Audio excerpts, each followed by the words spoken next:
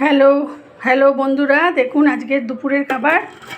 দেখুন গরম গরম ভাত, আমের চাটনি, এই লাউয়ের তরকারি, বড়ি দিয়ে লাউয়ের তরকারি, এই যে কষা, চিকেন কষা, লেগ পিস আলাদা করে রেখেছি।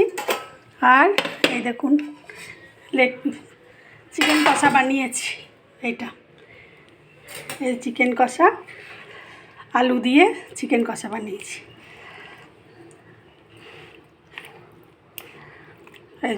এই চিকেন কষাটা বানিয়েছি, আর এই লেগ পিস আলাদা করে রেখেছি।